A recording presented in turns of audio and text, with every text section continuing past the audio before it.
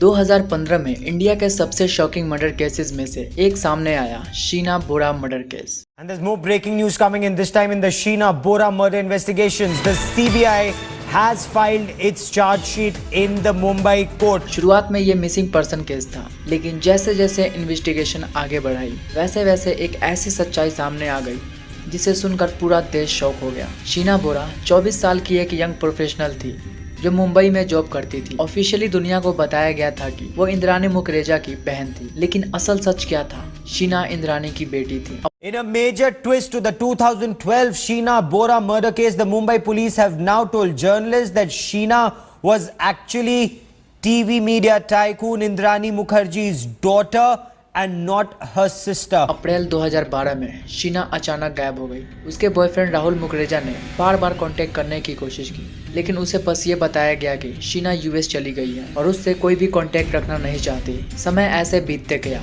3 साल तक सब नॉर्मल चलता था। फिर 2015 में केस में ट्विस्ट आया। मुंबई पुलिस ने एक अलग इन्वेस्टिगेशन के दौरान इंद्रानी के ड्राइवर श्यामवर राय को अरेस्ट किया। पूछताछ के दौरान उसने एक ऐसा खुलासा किया जिससे सब कुछ बदल गया। उसने बताया कि 2012 में शीना का मर्डर किया गया था। पुलिस के मुताबिक 24 अप्रैल 2012 को इंद्रानी, उसके एक्स हस्बैंड संजीव खन्ना और ड्राइवर ने मिलकर शीना को कार में बुलाया। कार के अंदर ही उसका गला दबाकर मर्डर किया गया। बॉडी को मुंबई से बाहर ले जाकर जंगल एरिया में जाकर जला दिया गया। इन्वेस्टिगेशन में यह भी सामने आया था कि मोटिव पर्सनल और फाइनेंशियल डिस्प्यूट से जुड़ा हुआ था। रिपोर्ट्स के मुताबिक शीना अपनी असली आइडेंटिटी और फैमिली ट्रुथ को एक्सपोज करना चाहती थी। ये बात एलिजेडली इंद्रानी को मंजूर नहीं थी और अगस्त 2015 में इंद्रानी मुखरेजा को अरेस्ट किया गया। बाद में केस में उसके हस्बैंड और मीडिया एग्जीक्यूटिव पीटर मुखरेजा का नाम भी आया, जिन्हें बाद में अरेस्ट किया गया था, लेकिन कोर्ट प्रोसेस के दौरान उन्हें बेल मिल गई। केस सीबीआई को ट्रांसफर हुआ। And there's more breaking news coming in, this time in the Sheena Bora murder investigations. The CBI